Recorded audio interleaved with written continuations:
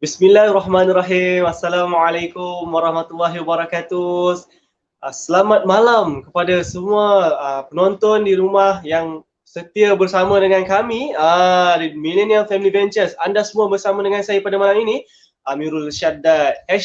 #Istiqamah Misi Dakwah. Ya, inilah sesi live kita. Alhamdulillah, syukur kita sekarang telah berada pada sesi yang keempat, kata saya. Keempat dah.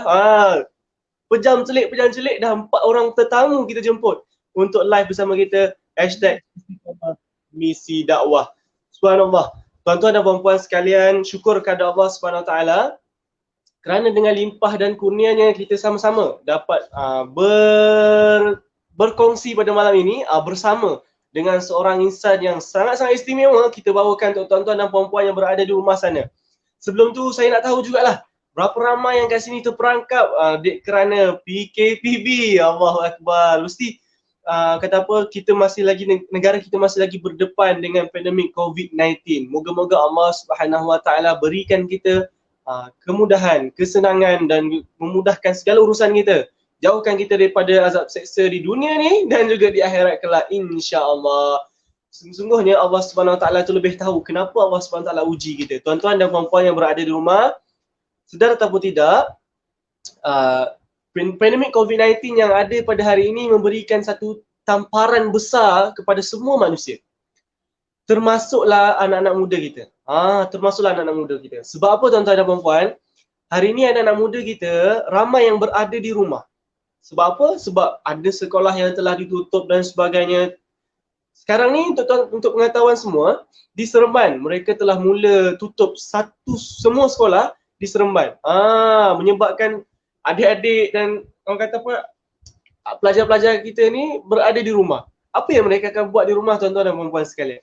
Pastinya mereka ni akan leka duduk di rumah, mereka akan bermain dengan telefon ataupun tengok TV dan sebagainya, main game tanpa henti dan sebagainya.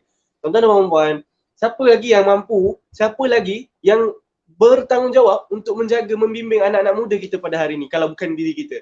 Selain daripada mak ayah mereka, kita pun ada tanggungjawab untuk memberikan didikan dan juga dorongan kepada anak-anak muda kita hari ini. Disebabkan perkara itu, kita membawa satu topik yang sangat-sangat istimewa. Sebab apa tuan-tuan dan puan-puan? Hari ini topik kita adalah cabaran dunia kepada facilitator. Cabaran facilitator kepada dunia hari ini. Dunia yang penuh dengan konflik, penuh dengan tipu daya, penuh dengan masalah ni. Tapi facilitator, orang yang membimbing katanya, orang yang membimbing masyarakat, orang yang membimbing manusia, apakah cabaran yang dihadapi oleh facilitator kita? Oleh itu, kita menjemput tetamu kehormat kita pada malam ini. Tetamu yang sungguh istimewa, saudara Luqman yang merupakan salah seorang daripada facilitator Outdoor Booster Malaysia. Dipersilakan. Okey, bismillahirrahmanirrahim. Assalamualaikum warahmatullahi taala wabarakatuh. Assalamualaikum Luqman. Sihat ke? Tuan sihat? Alhamdulillah sihat. Tuan Amirul sihat? Sihat, alhamdulillah. Tuan berada di mana sekarang ni? Disebabkan PKPB ni saya pun berada di rumah lah. Rumah saya di Nilai. Nilai. Jelas ke suara saya? Dekat sangat kita ni. Dekat sangat rupanya. Allah. Di Seremban tuan. Allah. Tuan, hari ni yalah, kita punya topik pun dekat sangat dengan jiwa saudara kita pada malam ini yang merupakan salah seorang facilitator kepada Outdoor Booster Malaysia. Berapa lama dah tuan bergiat aktif dalam Outdoor Booster Malaysia ni sebagai facilitator? Okey, bismillahirrahmanirrahim. Okey, terima kasih Tuan Amirul untuk soalan tu. Okey, baik. Saya kenalkan diri saya lah. Saya agak gemuruh juga malam ni. Saya tak pernah jadi panel ni, biasa saya buat kerja host juga. Jadi terima kasih. Jadi nama saya Muhammad Luqman Hakim bin Cik Yub, ataupun di Instagram orang lebih kenal saya dengan panggil Hakim. Tapi kalau bekerja dalam bidang facilitator bersama Outdoor Booster Malaysia, saya lebih dikenali sebagai Luqman lah, ataupun biasa pelajar orang akan panggil staff Luqman. Untuk dalam program sajalah, di luar Luqman lah macam biasa, Luqman ataupun Hakim. Jadi berbalik kepada soalan Tuan Amirul tadi, berapa lama ya? Berapa lama dah berapa lama berkecimpung dalam dunia facilitator ni? Okay, pertama sekali saya seorang pelajar ataupun student di UiTM, sekarang di UiTM Shah Alam lah, dalam bidang sains sukan dan rekreasi. Jadi saya berkecimpung dalam bidang rekreasi ni sejak saya belajar lagi sebelum ni, yang memang saya dah ikut. Saya ikut latihan industri dalam camp dan sebagainya. Boleh kata lebih kurang setahun lebih lah dalam bidang ni dan masih aktif. Cuma sekarang ni bila kita tahu keadaannya PKPB ni bermula bulan 3 bulan 4 hari tu, jadi semua tergendala yang kita tak dapat nak teruskan lah. Banyak program yang terpaksa ditangguhkan. Lebih kurang setahun macam tu lah, insyaAllah. Faham. Selain daripada Outdoor Booster Malaysia, Tuan Lukman ada terlibat dengan mana-mana lagi NGO ke ataupun mana-mana konsultan ke? Okay. Setakat ni saya pun tak adalah terlalu lama dalam bidang ni. Lebih kurang setahun lebih. Jadi yang mana yang saya pernah ikut sebelum ni di Melaka. Di Melaka tu Serama Adventure Park. Yang itu dia memang ada tapak camp sendiri. Maksud saya latihan industri sana saya praktikal lah. Dan bila saya habis, saya sambung di KL dengan Outdoor Booster Malaysia, ataupun nama lain dia kita panggil MKA Consultant and Service. Dan NGO ada juga, tapi NGO ni saya tak adalah ada jawatan yang besar ke tinggi ke, saya buat kerja macam volunteer ke apa, sukarela, tak ada terlibat dengan jawatan lah yang tinggi.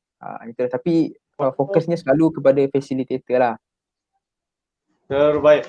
Okey Tuan, memandangkan orang kata apa, yalah anak muda kita ni berada dalam dunia facilitator, orang yang baru kata apa, kita pun nampaklah dunia facilitator sekarang macam mana kan. Tapi saya teringinlah nak tahu, boleh tak Tuan Lukman Hakim sendiri ceritakan kepada kita semua, apakah maksud facilitator tu? Apa yang Tuan Hakim sendiri faham tentang facilitator ni?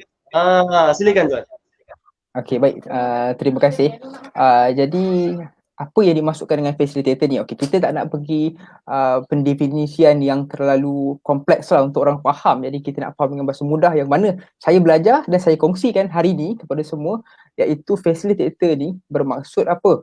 Pemudah cara. Dia adalah perkataan daripada bahasa Inggeris yang bermaksud facilitate. Facilitate itu maksud kemudahan, mudah, bantuan. Tetapi bila kita panggil istilahnya facilitator, ia membawa maksud pemudah cara. Jadi apa yang dimaksud dengan pemudah cara ni? Sebenarnya kita pergi dalam sikit, pemudah caranya, pemudah cara ni, nampak ada gemuruh kat situ. Pemudah cara ni bukannya ada dalam bidang latihan dan industri saja, dalam camp dan sebagainya. Sebenarnya di sekolah pun siapa yang bergelar pengawas, dia juga pemudah cara, yang mana dia bantu cikgu, dia uruskan program, apa-apa sajalah. Itu di sekolah kita bagi pengawas. Tapi di dalam bidang latihan, dalam bidang training, dia lebih kepada facilitator lah, supaya bila kita kendalikan program, lebih senang orang panggil. Orang tak panggil abang, abang tu, kakak tu, staff tu ke apa, tidak. Dia panggil ada nama dia. Bila dia kenal kita facilitator, baru dia akan panggil, nak panggil apa, kita kenalkan diri. Okay, nama saya sekian-sekian. Kalau program dengan kami, anda boleh panggil kami. Ada yang panggil abang, ada yang panggil staff, ada yang panggil Fesi kan, terpulang lah kan. Jadi saya percaya Tuan Amirul pun mesti pernah kan, NGO mestilah. Rakan si Suayadim ni sangat besar kan. Jadi pernah juga kan camp. Jadi kita tahulah, itulah daripada saya. Bahasa mudah dia adalah pemudah cara. Baik, betul. Saya sendiri pun kadang-kadang tak perasan juga berkaitan tentang pemudah cara tu. Kita tahu okey facilitator ni minta tolong, kena tolong ni sekian-sekian. Tapi bila cerita tadi, pengawas pun pemudah cara. Betul juga kan, macam yalah betul lah, pengawas pun dia dikira sebagai pemudah cara. Maka boleh dikategorikan sebagai facilitator. Satu perkara yang baru dalam dunia facilitator. Tuan, bila sebut tentang pemudah cara lah kan, bila sebut facilitator ni, dia mesti ada peranan-peranan yang dimainkan oleh facilitator. Terutamanya mereka-mereka yang terlibat dengan program ataupun terlibat dengan anak-anak muda kita ni. Sebab anak muda kita ni, contoh mereka pergi program untuk membentuk jati diri. So adakah facilitator ni datang program sekadar untuk tolong angkat barang, tolong masuk grup. Adakah itu je tujuan facilitator? Apakah peranan yang lebih penting untuk facilitator ni sebenarnya? Apa yang dibawa oleh nama facilitator tu? Silakan Tuan. Okay, terima kasih Tuan. Okay, bila bercakap tentang peranan seorang facilitator ni, kita tak boleh tangkap muat ataupun ambil mudah. Dia memang peranan dia besar lah, walaupun nama dia facilitator sahaja, dan kita kena tahu facilitator ni dia apa. Kita tak boleh cakap yang facilitator ni sama sekali dia bukan motivator pertama sekali. Dia belum sampai tahap tu. Dia kata apa, menjurus ke arah tu tapi dia belum. Sebab facilitator motivator dia lebih besar peranan dia. Jadi facilitator ni dia ke arah tu, dia belum lagi. Jadi peranan yang terbaiknya adalah facilitator ni. Okay, kita boleh tengok, kita macam saya lah, selama mana saya pernah jadi facilitator ni, peranan kita bila bekerja, kita panggil bekerja lah kan, dengan orang ataupun di dalam program ni banyak. Ada yang melibatkan sekolah rendah, ada yang melibatkan sekolah menengah, ada yang melibatkan korporat dan sebagainya kan. Jadi peranan tu akan berubah. Salah satunya, contoh kalau kita berprogram dengan pelajar sekolah rendah, kita kena tahu peranan kita ni untuk apa, bagaimana kita nak mendidik dia. Okay, seperti mana kalau yang pernah dengar kan ayat ni, khairun nas anfahum linnas, sebaik-baik manusia adalah orang yang memberi manfaat kepada orang lain ataupun orang yang bermanfaat kepada orang lain. Saya selalu pegang dengan kata-kata ni, yang mana bila kita jadi facilitator, kita rasa macam aku nak memberi manfaat kepada orang lain. Okay, macam yang saya pernah ikut juga bersama Tuan Amirul dalam program ataupun apa orang kata, kelas-kelas yang Tuan Amirul anjurkan kan. Jadi kita tahu peranan kita bila kita kendalikan. Jadi yang lebih tepatnya kita nak cakap peranan ni, pertama sekali bergantung kepada situasi. Dia boleh berubah-ubah peranan di mana bila kamu buat satu perkara tu kan, apa yang kamu nak cuba dapatkan, apa yang kamu cuba nak tunjulkan. Kita kena tahu yang peranan ni penting, dia boleh jadi tanggungjawab. Senang kata, mudah kata tanggungjawab, yang mana kita kena laksanakan lah. Kita tak boleh rasa, selalunya kan kepada yang tengok ni kan, selalunya orang menganggap facilitator ni dia ada satu kuasa yang mana dia boleh buat sesuka hati. Dia boleh buat sesuka hati. Contohlah dia nak marah budak, dia nak marah student, dia nak marah pelajar, dia marah, dia nak bully orang kata. Ada juga facilitator sedemikian yang mana dulu bila dia join camp, dia pernah kena. Jadi bila dia naik, bila dia jadi facilitator, sebenarnya matlamat aku, peranan aku, tujuan aku hanya untuk buat mereka rasa bagaimana aku rasa dulu. Tak boleh. Dia facilitator ni juga, dia kena tahu peranan dia, dia kena tahu uruskan pelajar, dia kena tahu selok-belok camp, andai kata dia program di situlah, dia kena tahu pengurusan risiko yang lebih tepat. Kita tak boleh cakap, dia pelajar perempuan, aku tak boleh ambil tahu sebab aku tak boleh pegang perempuan, kena jaga ikhtilat. Tapi kalau berlaku sesuatu yang mana kita tidak ada facilitator perempuan di kawasan itu, bagaimana kita nak bantu? Kita tetap ada tanggungjawab. Peranan kita tu, kita selaku faci, kita nak bantu macam mana kan?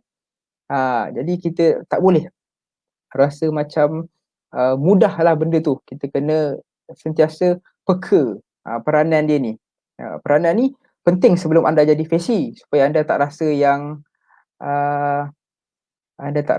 anda ni sekadar bekerja kosong. Jadi anda kena utamakanlah, kena buat benda tu dengan betul-betul supaya orang kata apa, bekerja ni kita tak naklah dipersoalkan di masa akan datang nanti. Maksudnya di masa kita dah tak ada nanti, dah meninggal ke apa kan, Tuhan tanya peranan dan tanggungjawab awak mendidik, membimbing dengan cara awak, tetapi apa yang awak buat, adakah dapat sampai? Dia bukan sekadar dari segi angkat barang, bukan sekadar apa orang kata tu tolong budak, tak. Dia memang akan kendalikan program, tapi program tu bagaimana? Dia kena tahu. Kalau sekolah rendah kena tahu juga pengawas ke, pelajar biasa ke, kan? Apa beza kan? Jadi peranan ni dia tak spesifik kepada satu benda. Kita kena tengok apa yang kita nak uruskan.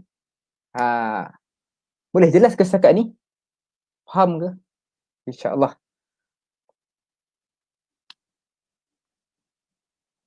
Faham. Terima kasih. Ya, saya cakap faham tu. Alhamdulillah. Okey, baik. Apa lagi yang kita boleh bercerita tentang peranan seorang facilitator ni?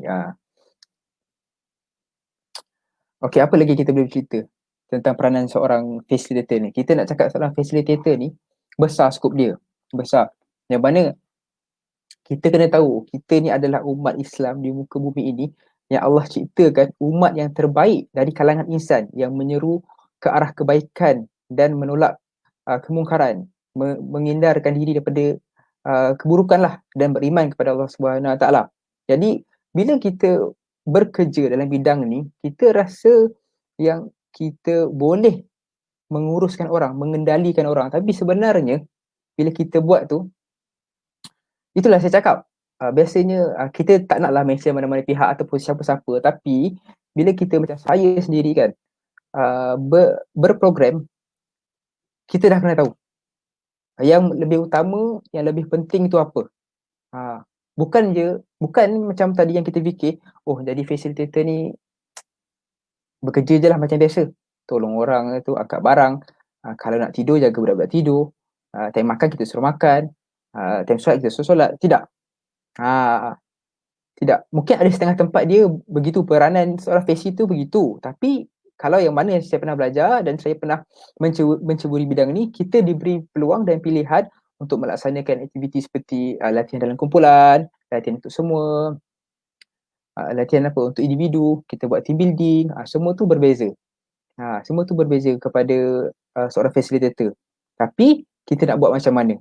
Kita kena tahu. Sebab tu peranan facilitator ni kita nampak mudah.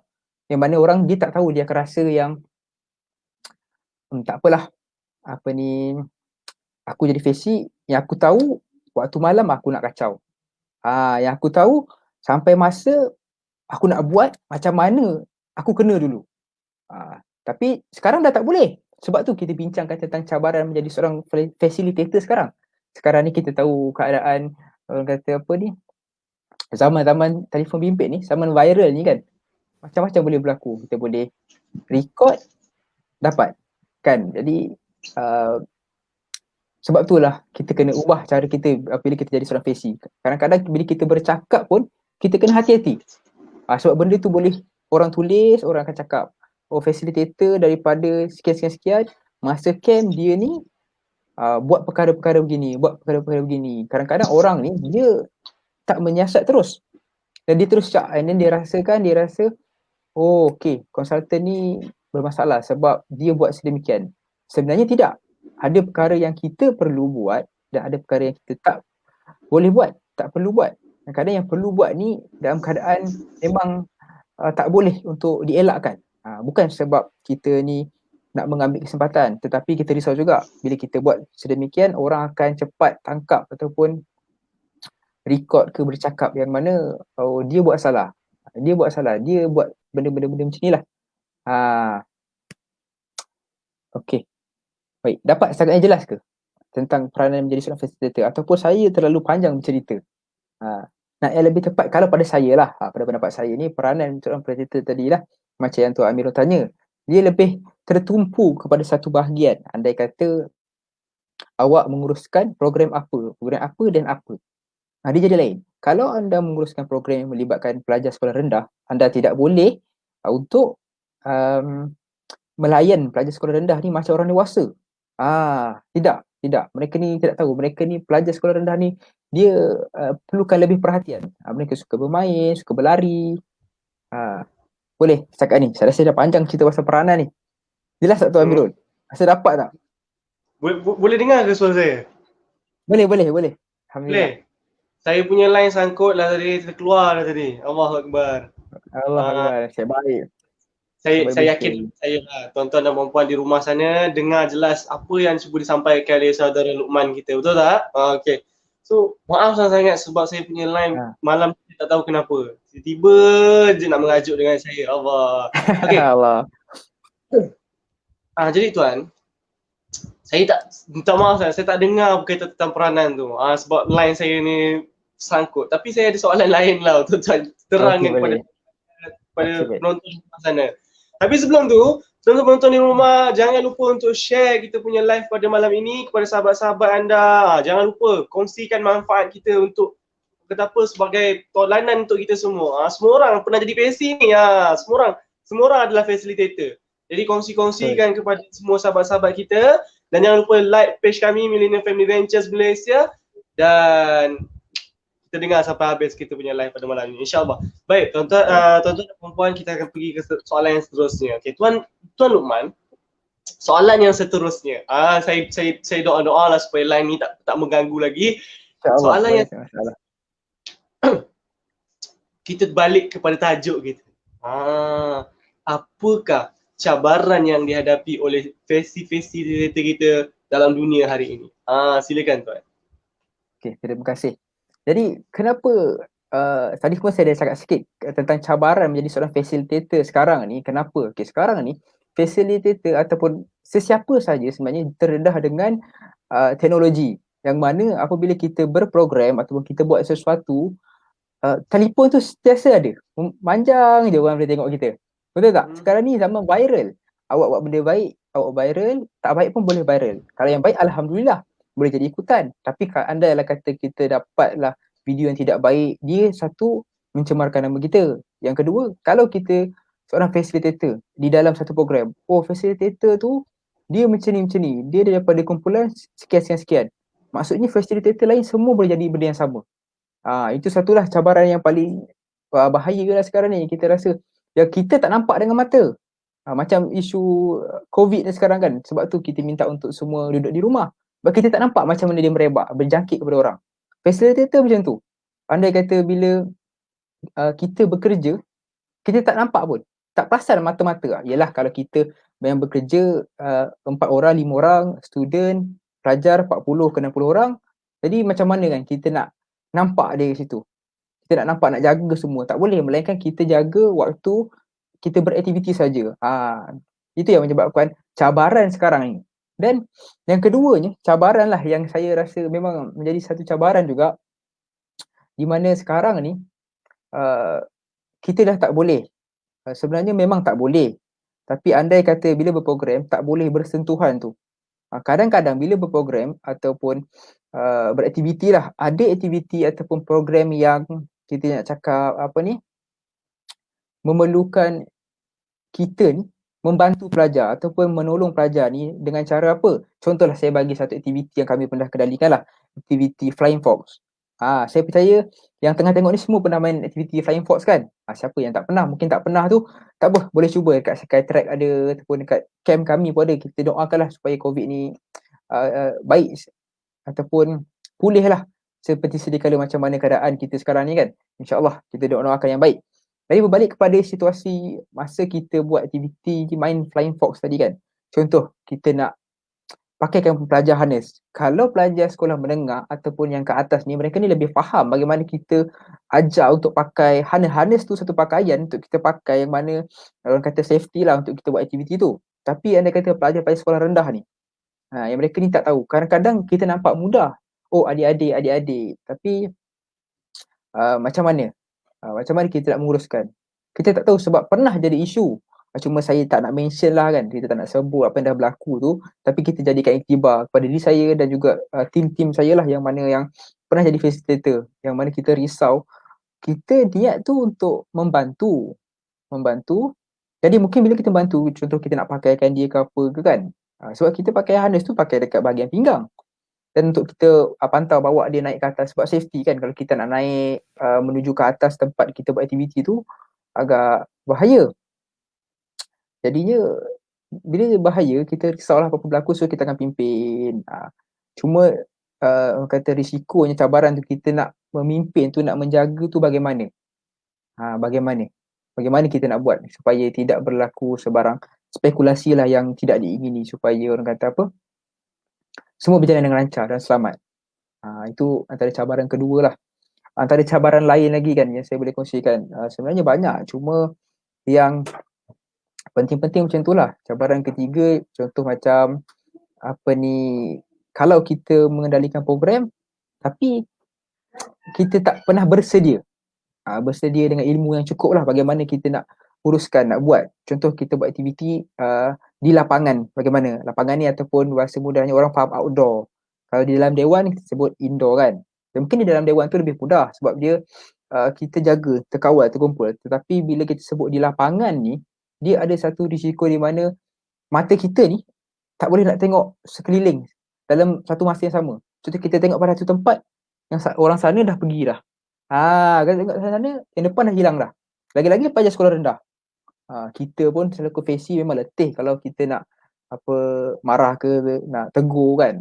Tapi kita kena ada satu ilmu bagaimana kita nak tangkap perhatian pelajar-pelajar ni. sebenarnya ada cara kita boleh belajar bagaimana untuk mereka fokus kepada kita supaya mereka ni tak lari. Tak lari perhatian dia bila kita buat aktiviti walaupun kita mengendalikan pelajar yang ramai. Sebab tu saya kata cabarannya adalah siapa yang pernah menjadi facilitator tetapi mereka ni orang kata apa, tak bersedia. Bukan saya cakap tak ada ilmu dan tak pandai, tapi mereka tidak bersedia dari dalam sebarang perkara yang tidak diingini. Sebab tu facilitator ni dia kena sentiasa bersedia dalam apa jua keadaan. Contoh bila kita berprogram kan, contoh kita buat network. Kita tahu network macam kami buat, contohlah berjalan malam pada satu kawasan. Kita tak tinggal, kita bukan tinggal, kita bawa je, kita pantau. Tapi apa yang kita perlu belajar? So kita akan ajarlah pelajar-pelajar ni bagaimana kamu kena orang kata macam mana nak cakap berjalan, bagaimana kamu nak berjalan tu supaya tak tertinggal. Maksudnya orang kata pace, penjarakan tu. Dan dengan kawan supaya tak hilang lah. Kawan tu tak hilang, ada je kawan tu. Sebab malam ni gelap ni bila kawan kita orang kata berpaut pada tangan kawan je, yang laki-laki lah, yang perempuan lah. Jadi facilitator ni dia tak adalah kalau pelajar tu 40 orang, 40 faci nak jaga seorang. Mungkin 40 orang tu faci ada 4 ke 5 orang. Mungkin dah kita kena jaga. Okey, contoh ada seorang di kawasan camp, ada seorang kata apa jadi guide, seorang sweeper, seorang akan jadi runner. Macam-macam peranan dia. Nampak? Sebab tu bila berbalik kepada cerita peranan tadi, awak buat apa? Kalau awak guide, pertama sekali peranan awak kena tahu jalan lah. Bila awak kata awak runner awak buat apa? Runner ni bila ada masalah awak kena berlari. Awak tak boleh ada istilah, saya dah penat lah nak pergi depan, nak ke belakang, depan ke belakang, nak tengok budak. Sebab pelajar ni, dia yang laju-laju, yang tengah-tengah lah, dia kejap okey, kejap dia penat. Yang memang penat ni cepat penat, kita kena tunggu juga. Itu cerita peranan lah. Sebab tu cabaran ni, orang kata apa, persediaan kita untuk buat tu. Sebab tu kita diajar terlebih dahulu bagaimana kita nak uruskan program. Kita bukan boleh rasa, oh aku faci, oh seronoknya tengok pelajar ni, dengan cakap, okay semua diam, duduk, okay hari ni saya nak buat aktiviti, tidak. Jadi kena tahu. Jadi facilitator ni kan, bila kita sebut faci, dia dalam satu program, sebab tu dia panggil faci. Tapi untuk semua yang tengok ni, kita kena, peranan kita ni selaku khalifah di bumi Allah. Bila kata kita ni khalifah kan, kita nak menyampaikan sesuatu perkara tu bagaimana? Kita tak boleh rasa, oh aku bukan faci, so aku tak boleh nak memimpin, nak mengajar ataupun nak memberi sesuatu manfaat kepada orang lain. Tapi kita lupa, kita ni Allah kata apa? Kita adalah khalifah. Bila kata kita ni khalifah, dengan cara apa kita boleh memberi manfaat kepada orang lain, supaya orang kata bila kita mati nanti, bila kita meninggal, dia akan berterusan. Itu antara perkara-perkara yang orang kata menjadi cabaran lah pada saya selaku seorang facilitator. Macam keadaan teknologi sekarang, orang kata apa lagi, masalah nak menjaga pelajar yang macam saya kata tadi, nak pakaikan pakaian dia, harness ke apa ke kan, kadang-kadang kita tak nak bersentuh, tapi sebab kita berdekatan dengan dia untuk kita jaga dia kan, jadi boleh jadi boleh timbul sebarang spekulasi yang bukan-bukan lah. Tapi kita selalu minta jauh lah, insyaAllah tak ada masalah. Kita terangkan, melainkan mereka ni memang betul-betul tak dapat ataupun tak faham. Jadi kita akan bantulah. Dan yang ketiga tadi, persediaan kita selaku facilitator. Persediaan peranan kita kan, macam mana kita nak buat. Cabaran je lah, kalau kita tak ada persediaan yang lengkap, susah untuk kita menjadi seorang faci. Sebab tu facilitator kena sentiasa bersedia dengan apa jua keadaan. Belum kira hujan, panas lagi kan. InsyaAllah setakat tu jelas ke semua tentang cabaran tadi. Cabaran. Masya Allah. Terima kasih Pak Luman. So, Assalamualaikum Pak Luman. Waalaikumsalam warahmatullahi wabarakatuh. Sebelum tu saya kenalkan diri saya dulu lah. Nama diberi Najwa Imanina binti Osman. Jadi saya di sini untuk menggantikan saudara Syahdad yang terpaksa mengundurkan diri sebab ada masalah teknikal sikit. Jadi kita sambung balik ya, boleh Pak Luman? Boleh. Okay, ni saya dah sangat panjang tadi sebenarnya. Harap tak apa lah, saya nervous. Nervous kan ni tiba-tiba. Okay. So nak kata saya tadi agak tough juga kan cabaran untuk facilitator dunia zaman sekarang kan. Lagi-lagi pada musim pandemik zaman sekarang. So, Betul. Abang Ahmad, kita nak terus pada soalan yang seterusnya lah. Boleh? Boleh. Soalan seterusnya, saya nak tanya lah, apa cara yang terbaik untuk melahirkan fasilitator yang cemerlang sekarang ni? Maksudnya macam ni lah, kita apa kata orang kata, kita macam mana cara kita nak tarik anak muda zaman sekarang yang berera moden untuk jadi fasilitator yang terbaik lah. Silakan Abang Ahmad. Okey, terima kasih. Okay, bagaimana kita nak tarik orang untuk jadi facilitator? Sejujurnya perkara ni bukanlah mudah. Yang mana saya dah hampir setahun lebih pun, yang nak ikut saya tu ramai yang bertanya, tetapi belum ramai lah. Tapi ada lah, belum ramai yang dia nak ikut betul-betul. Selalunya saya seorang pun tak apalah saya pergi. Maksudnya bukanlah seorang. Tim saya tu ada. Cuma saya dengan di kalangan kawan-kawan rapat saya tu mungkin belum lagi. Mereka belum sampai. Jadi untuk menjadi saya, pertama sekali anda kena jadi facilitator. Lepas anda jadi facilitator, anda perlu belajar. Yang mana saya dulu jadi facilitator, yang mana awal-awal saya jadi, saya tak bersedia. Saya tak bersedia bila saya kena control, saya kena jadi person in charge. Saya kena in charge untuk satu sekolah yang mana saya pun cakap, macam mana aku nak buat ya dengan pelajar-pelajar ni? Alamak, risaulah pula. Kita tak tahu. Yang kita tahu, okey, Assalamualaikum, salam sejahtera. Baiklah, saya pendengar diri saya. Nama saya Muhammad Luqman Hakim Malaysia. Boleh panggil saya Abang Luqman. Kepada adik-adik, okey, ini adalah peraturan camp. Itu yang memang kita dah ikut tengok je. Tapi bila kita mengendalikan program, kita tak tahu. Kejap, budak dah lagi sana kan. Takkan kita nak menjerit. Oi, diam. Duduk. Tak boleh. Kita kena cara bercakap, tak boleh dah. Korang semua adik-adik, diorang tu dia dah tak boleh. Bila kita face, kita kena ada cara percakapan kita. Kita kena ubah cara berkomunikasi kita macam mana ya. Jadi kepada yang nak join face tu, kan, yang mana join face, carilah mana NGO yang menguruskan berkenaan camp. Mereka ni selalu akan ada buat kursus facilitator. Bila pergi, kita ni nak cuba tapi terlalu takut untuk belajar. Itu yang menjadikan masalah sebab kita terlalu rasa selesa dan kita rasa aku dah tahu, aku boleh buat segala macam benda. Tapi sebenarnya tidak. Bila masuk dalam dunia facilitator ni, anda bekerja dalam keadaan tidak tahu persekitarannya macam mana. Macam mana yang saya kongsikan pengalaman saya. Contoh, saya pernah bekerja di dalam satu camp ni. Yang mana saya dah tahu selok belok dia. Kalau air tak ada, kita nak pergi jumpa siapa. Kalau makanan sampai lambat, kita nak jumpa siapa. Kalau budak jatuh kat sini ataupun ada masalah cedera ke apa kat sini, kita dah tahu. Maksudnya kita dah tahu selok belok tempat tu. Sebab kita dah belajar. Tapi adakah saya bersedia bila saya pergi kepada tempat lain? Contoh, bila konsultan ni ada camp ataupun ada sekolah cakap, oh saya nak buat camp di Negeri Sembilan, saya nak buat camp di Taman Rimba Commonwealth, Rawang. Kita biasa main di Hulu Langat. Bila pergi Rawang, alamak, aku dah tak tahu macam mana nak buat. Jadi bila kata tak tahu tu, kita pun tak nak ambil tahu dan tak nak belajar. Mungkin terus uruskan program. Jadi kita akan rasa kita ni bagus lah. Sebenarnya itu yang tak boleh. Kita risaukan benda tu. Bila kita rasa kita ni bagus, memang akan ada benda yang berlaku. Sebab tu kita kena ada sentiasa ada pemantauan ataupun orang tegur. Mungkin kita boleh belajar sehari awal sebelum program. Itu biasanya kami buat lah.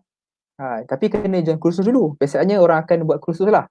Dan bila kita dah join kursus, kita dah belajar macam-macam. Kita dah belajar tentang critical thinking, kita dah belajar tentang macam mana nak buat game, aktiviti kan. Kita dah tahu pengurusan risiko yang terbaik macam mana, kita dah tahu selok belok tempat.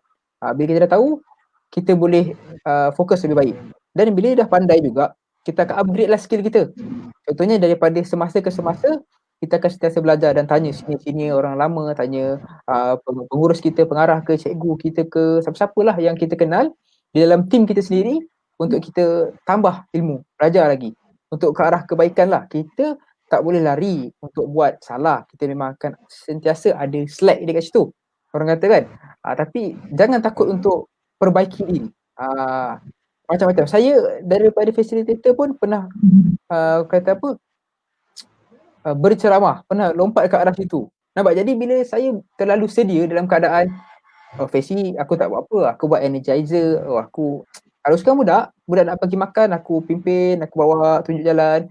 Budak nak pergi tidur, okey tidur, pukul 9 bangun, pukul sekian bangun subuh pukul 6, macam tu kan. Tapi bila anda kata, saya tak ada lah esok pengurus, awak kena ambil slot berceramah. Tapi setakat ni tak pernah lagi lah. Cumanya memang saya pernah bila tidak ada pilihan untuk saya buat tu. Bila saya kena buat, saya kena study lah, belajar. Tapi biasalah untuk permulaan memang kita akan ada masalah ataupun akan ada kekurangan. Tapi kita akan perbaikilah dari situ. Jadi macam mana tadi untuk jadi seorang facilitator yang terbaik, anda kena buat. Anda kena sertai. Tak kisahlah mana-mana NGO ke, konsultan ke apa ke yang ada, anda berminat, anda teruskan. Bila dah masuk, join, belajar, tambah ilmu, perbaiki diri. Macam mana nak uruskan yang ini. Sebab keadaan sekeliling tu akan sentiasa bertukar. Macam saya cakap tadi lah. Kalau anda biasa bermain dengan pelajar sekolah, anda dah tahu dah nak buat apa kan. Pelajar sekolah ni biasa dia terhibur. Then, anda akan uruskan korporat.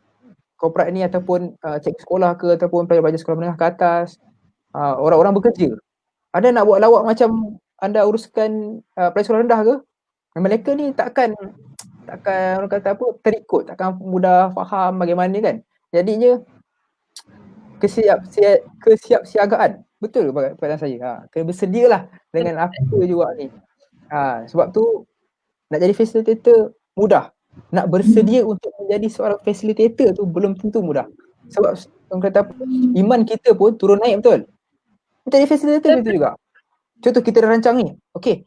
Pukul 5 lepas asar kita buat aktiviti dekat lapangan. So aku dah tahu dah. So saya akan cakap lepas kita buat team building lah. Kita buat aktiviti Thomas and Friend. Kita buat aktiviti human trust. Kita buat aktiviti macam ni. Human tangle, hand tangle ke apa. Lepas tu hujan. Ni slot saya ni. Kan slot saya.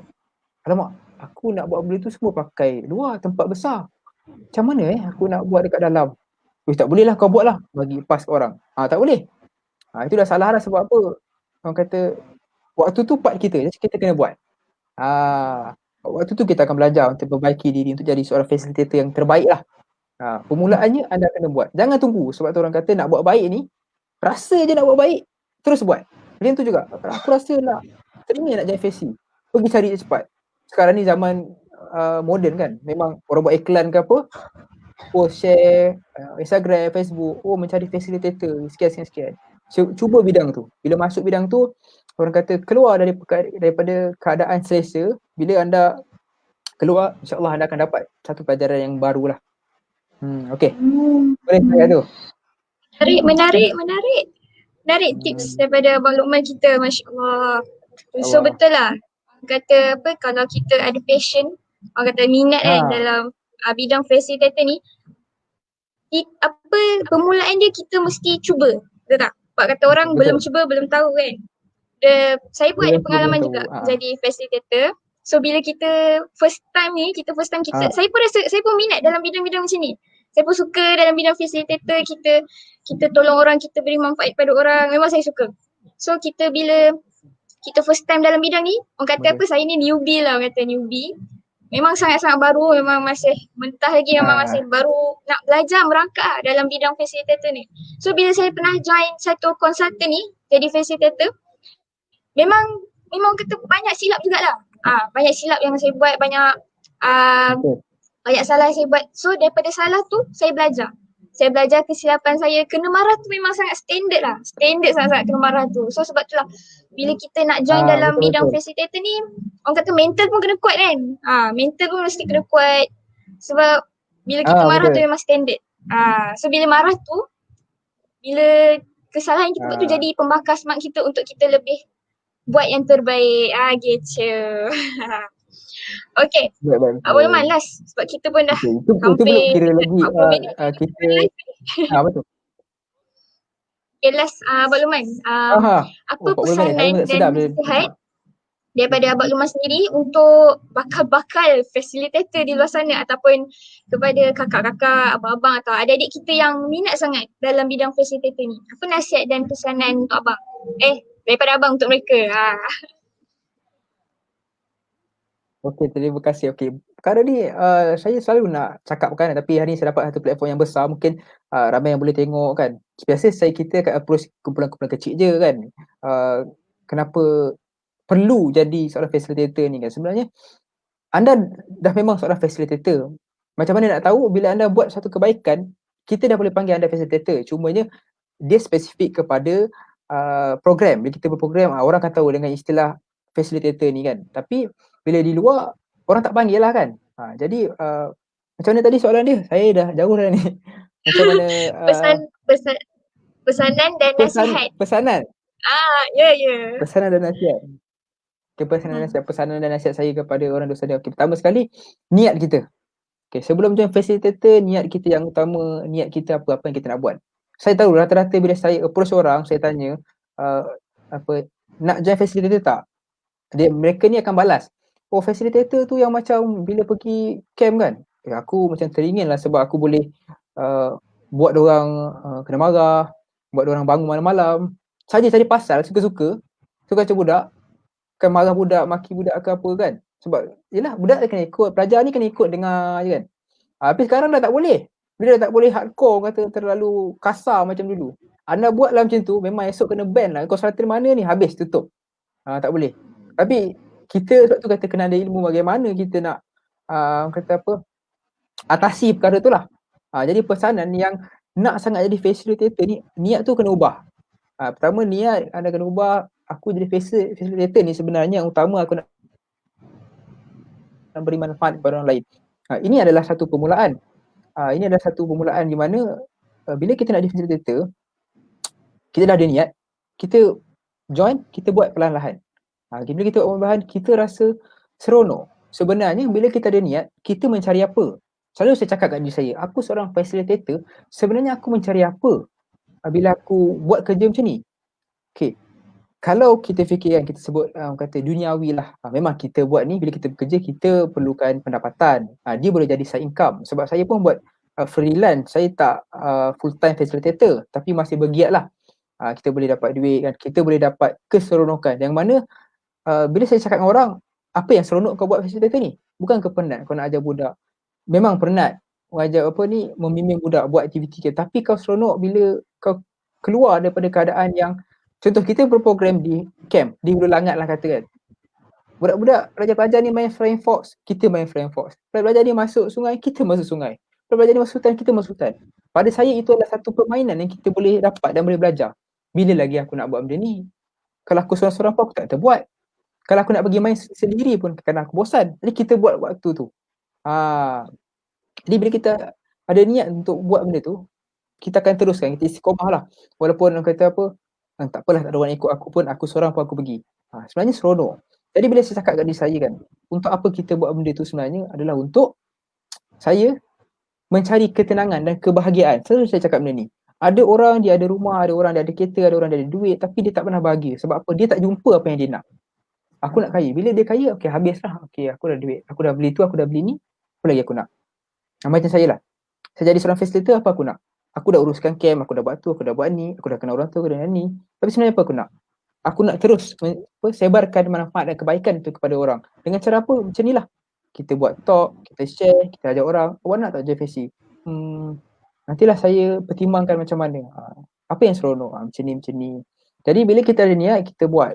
Bila kita buat, itulah yang kedua. Step kedua kan, niat, dan kita akan terus buat.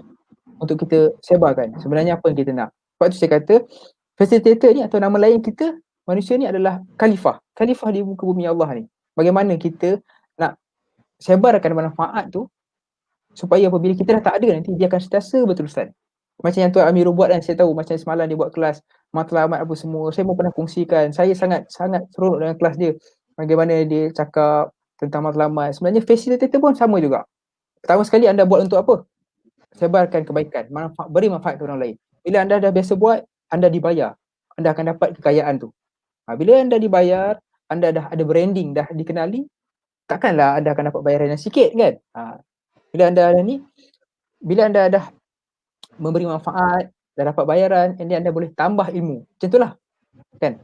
Macam yang awak kata tadi, buat salah, kena maki, kena marah ke apa kan? Kita akan tambah. Dia akan selari tau. Dia akan ikut dapat. So kita akan rasa macam keseronokan. Bila kita dah seronok tu, kita dah tak nak apa tau. Kita dah seronok tak nak apa. Aku nak tenang dan bahagia je. Kita nak macam tu. Apa yang kita buat ni, walaupun kita buat tidak berbayar. Okay. Tapi bayaran kecil lah, tak payah buat apa. Tak apa. Memang passion aku tu, aku buat budak-budak pelajar ni seronok. Aku dapat sebarkan satu ilmu pun yang bermanfaat. Kata apa? Kita tenang. Bila kita tak ada nanti, insyaAllah dia berterusan, pahala tu ibarat apa? Mencurah-curah. Kita dapat kan. Jadi, betulkan niat. Jangan takut untuk mencuba. Perbaiki diri. Tambah ilmu. Hari demi hari. Apa yang anda boleh belajar. Okay. Keluar daripada kedudukan selesa untuk capai sesuatu perubahan dalam diri. Okay. InsyaAllah. Itu. InsyaAllah. Terima kasih Abang Lukman atas pesanan dan nasihat. Semoga ianya bermanfaat untuk mereka di luar sana.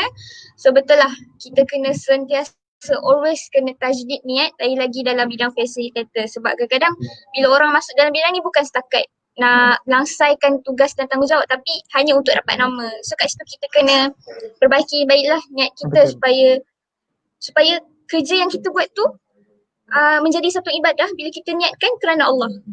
Gitu. So dalam bidang facilitator ni pun memang banyak sangat cabaran. So memang tough lah juga. Sepatutnya untuk penutup ni Tuan Amirul Syariq kita kembali tapi dah hilang semula. So untuk penutup saya rasa itu je. Terima kasih untuk saudara Luqman Hakim kita. Terima kasih sangat-sangat kerana sudi join live hashtag misi dakwah. Misi dakwah? Istiqomah misi dakwah. Istiqomah misi dakwah. Nampak tak saya nervous sebenarnya sekarang ni. Ya tak apa. Sebab yalah, spontan ni memang semuanya suka spontan. Minta maaf atas masalah teknikal yang berlaku. Terima kasih sekali lagi untuk Abang Lukman. So untuk yang penonton semua, kita jumpa next time dalam live seterusnya. InsyaAllah. Apa tadi? Hashtag Istiqomah Misi Dakwah. Okay. Terima kasih Abang Lukman. Kerja untuk malam ni. Okay. InsyaAllah. Rezeki jumpa lagi. Assalamualaikum warahmatullahi wabarakatuh. Terima kasih semua yang tengok